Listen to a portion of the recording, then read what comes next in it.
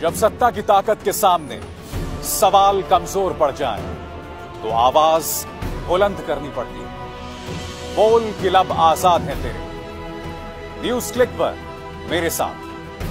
बोल के लब आजाद है तेरे, बोल ज़बां अब तक तेरी है।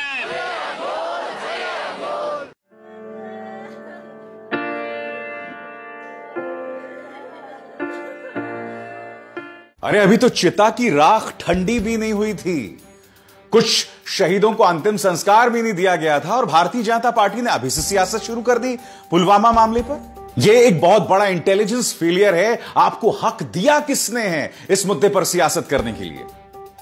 और एक चीज की तरफ जो किसी का ध्यान नहीं गया दोस्तों, कि जिस दिन पुलवामा में हमारे 44 जवानों की जान गई, उन्हें शहादत हासिल हुई, उसके अगले ही दिन झांसी में प्रधानमंत्री का एक फंक्शन था, एक समारोह था, जिसमें उन्होंने जनता के सामने एक तरह से वोट मांग लिया कि आप एक बार फिर मुझे आशीर्वाद दीजिए।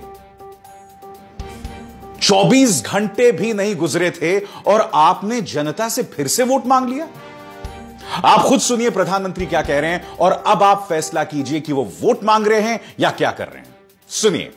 मुझे विश्वास है कि विकास के लिए, नए भारत के लिए आप आने वाले दिनों में भी मुझे और मजबूती से आशीर्वाद देंगे। मैं जानता हूं कि बीजेपी भक्त क्या कहेंगे, मोदी भक्त क्या कहेंगे कि ये तो सिर्फ आशीर्वाद ही मांग रहे हैं, मगर आप भी दिल में जानते हैं कि क्या हो रहा है। और मैं आप साबित करने वाला हूं आज बोल कि लब आजाद है तेरे में कि किस तरह से इस तरह की सियासत चल रही है। अब गौर कीजिए इस तस्वीर पर। यहां पर एक शहीद की अंतिम यात्रा हो रही है। आप देख सकते हैं इस ट्रक में आगे बीजेपी के सांसद साक्षी महाराज बैठे हुए हैं, मानो ये चुनावी रैली है। अगर मैं आपको यह ना बताऊं कि इस ट्रक में उस शहीद का पार्थिव शरीर है, तो आपको यह भी नहीं पता चल पाएगा दोस्तों कि दरअसल यह उसकी अंतिम यात्रा है, कोई चुनावी रैली नहीं है। मैं चाहूंगा कि आप यह तस्वीर देखें, यह वीडियो देखें।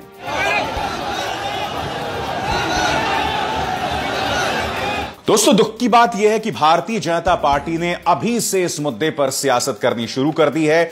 हर जगह बाकायदा व्हाट्सएप मैसेजेस भेजे जा रहे हैं, भारतीय जनता पार्टी के लिए समर्थन मांगा जा रहा है पुलवामा के लिए। बताइए, जो एक इंटेलिजेंस फेलियर है, जिसके लिए बीजेपी को कटघरे में रखना चाहिए था, उसके लिए अभी से वोट मांग रहे हैं। आप इन दो तस्वीरों पर गौर कीजिए। एक तस्वीर है सूरत की, जहां पर एक रैली निकाली गई। इन तमाम युवकों की छातियों पर नमो ओनली के पोस्टर्स लगे हुए हैं। सूरत की रैली है, यहां पर वोट मांगा जा रहा है, आप देख सकते हैं। क्योंकि आप ये कह सकते हैं कि इसमें जो संदेश दिया गया है उसमें हमारे शहीदों को याद किया गया है, मगर नमो ओनली के टी शर्ट्स।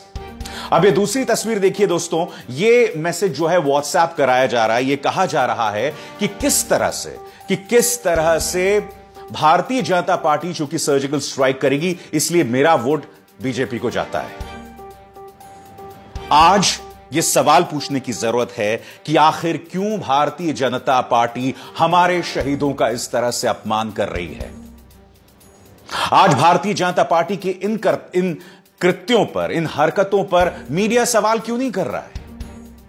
जो लोग आज पुलवामा में हुए इस हादसे के लिए, इस त्रासदी के लिए वोट मांग रहे हैं, उन्हें दरअसल इंटेलिजेंस फेलियर के लिए सवाल पूछना चाहिए। और मैं बहुत ही त्वरित अंदाज में, बहुत ही संक्षिप्त में यह साबित कर दूंगा कि कितना बड़ा इंटेलिजेंस फेलियर था। दोस्तों सबसे पहले आपको गौर करना पड़ेगा इस पूरे टाइमलाइन पर। आप देखेंगे कि 17 जनवरी से ही आतंकवादी कोशिश कर रहे थे कोई बहुत बड़ी घटना करने के लिए। वो बाकायदा एक ड्राई रन कर रहे थे, यानी कि प्रैक्टिस कर रहे थे इस बड़े हादसे के लिए। 17 जनवरी, इस तारीख पर गौर कीजिए। इस तारीख को श्रीनगर के सेंट्रल राजबाग एरिया में ग्रेनेड फेंका जाता है, एक ऐसी जगह पर जहां घर हैं, ऑफिसेज हैं और मीडिया संस्थाएं हैं। कई लोग यहां पर घायल हो जाते हैं दोस्तों। 48 घंटे बाद 2 और ग्रेनेड हमले होते हैं, यानी कि 18 जनवरी को, और इसमें ग्रेनेड हमले होते हैं श्रीनगर और शोपियां में। इन दोनों घटनाओं के पीछे जैश ए मोहम्मद। इसके बाद 10 फरवरी यानी से 5 दिन पहले एक ग्रेनेड हमला होता है सीआरपीएफ कंटिंजेंट पर, सीआरपीएफ कंटिंजेंट पर, और इसमें 11 लोग जख्मी होते हैं श्रीनगर के लाल चौक में। आप मुझे बताइए दोस्तों, बाकायदा एक रेकी की जा रही थी, कोशिश की जा रही थी कि किसी तरह से किसी बड़ी घटना को अंजाम दिया जाए। और इसके अलावा अब गौर कीजिए आप इस लेटर पर। यह लेटर बाकायदा सीआरपीएफ को भेजा गया था। इसमें कहा गया था, आप 7 फरवरी का यह लेटर है, आप इसमें देख सकते हैं चेतावनी दी गई थी कि आईईडी के जरिए हमला हो सकता है, आपको सतर्क रहना होगा। आइए इस लेटर को आपके पूरे स्क्रीन पर मैं दिखाता हूं, ध्यान से देखिए। इस लेटर में बाकायदा चेतावनी दी गई है। अब हम रुक करते हैं 7 फरवरी का एक बार दोस्तों। उस वक्त पार्लियामेंट के अंदर देश के सेना प्रमुख आए थे और जनरल बिपिन रावत से यह सवाल किया पत्रकारों ने कि इंटेलिजेंस रिपोर्ट्स आ रही हैं, कहीं ऐसा तो नहीं कोई बड़ा आतंकवादी हमला हो सकता है। तो जानते हैं सेना प्रमुख ने क्या कहा कि हम हर तरह के हमले के लिए तैयार हैं। सुनिए। चुनाव से पहले क्या इस तरीके से वो बड़ी कोशिश कर रहा है, इंटेलिजेंस इनपुट इस तरीके के हैं? यानी कि एक तरह से कहा जा सकता है कि बाकायदा इंटेलिजेंस रिपोर्ट्स मिल रही थी, बावजूद इसके यह हमला हुआ। वो जो 300 किलोमीटर का रास्ता है, जब हमारी ये 78 बसेस जा रही थी जिनमें हमारे 2500 वीर सवार थे, उसे सैनिटाइज क्यों नहीं किया गया? क्योंकि जब प्रधानमंत्री या चीफ मिनिस्टर या राज्यपाल का रूट लगता है, तब तो आप आम इंसान को बहुत परेशान करते हैं। मगर हमारे सैनिक जब जाते हैं तो उन्हें इस तरह से हालात का सामना करना पड़ता है। क्यों? और ये तो बख्तर बंद गाड़ियों में भी शामिल नहीं थे, सवार नहीं थे, ये तो बसों में सवार थे। क्या ये सवाल उठाए नहीं जानी चाहिए? मीडिया तो चलिए भूल जाइए, मगर क्या यह सवाल आपको नहीं उठाना चाहिए? यह इंटेलिजेंस फेलियर है। मैं आपसे सवाल यह पूछ रहा हूं कि किस आधार पर पार्टियां इस पर वोट मांग रही हैं। मुझे शुक्र है इस बात पर कि कांग्रेस ने, रालोद ने, समाजवादी पार्टी ने, अरविंद केजरीवाल ने, सभी ने कह दिया कि हम इस मुद्दे पर सियासत नहीं करेंगे। छिटपुट बयानों को छोड़ के इस वक्त विपक्ष की तरफ से कोई भी गैर जिम्मेदाराना बयान नहीं आया है। और मैंने आपको बताया किस तरह से भारतीय जनता पार्टी जो है वो तमाम हदों को पार कर रही है।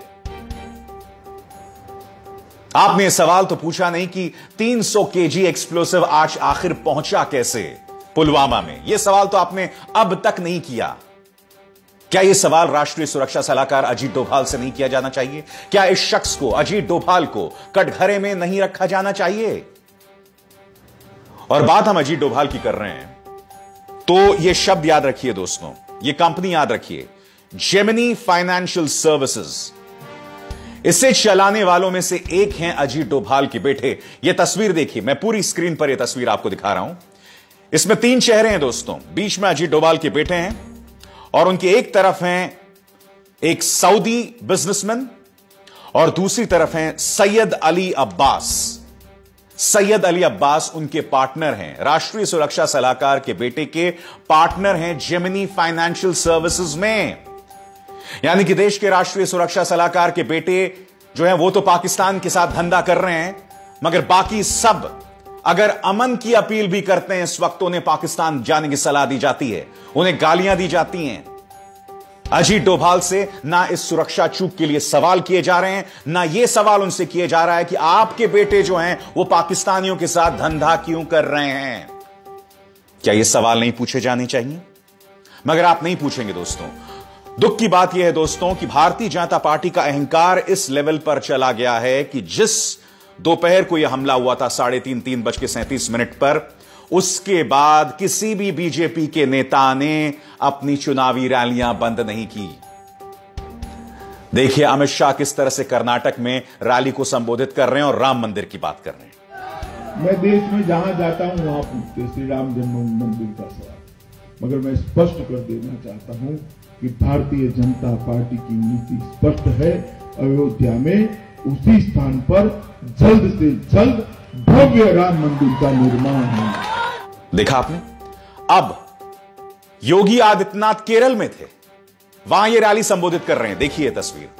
अब देखिए पीयूष गोयल, केंद्रीय मंत्री पीयूष गोयल, उन्होंने भी अपनी तमिलनाडु की ट्रिप को कैंसिल नहीं किया। क्यों?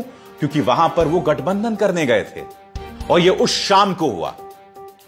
और जानते हैं सबसे ज्यादा शर्मनाक बात, आपकी दिल्ली के सांसद मनोज तिवारी, रिंकिया के पापा, ये हजरात नाच रहे थे।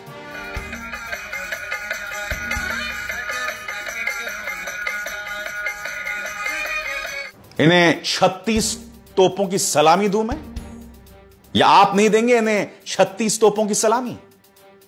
क्या आपने ये तमाम सवालात किए? बताइए। और प्रोपेगेंडा मशीनरी कर क्या रहा है दोस्तों? ये दो तस्वीरें सामने बता रहा है कि भाई प्रियंका गांधी मुस्कुरा रही थी, हंस रही थी, और दूसरी तरफ जब श्रद्धांजलि दी जा रही थी तमाम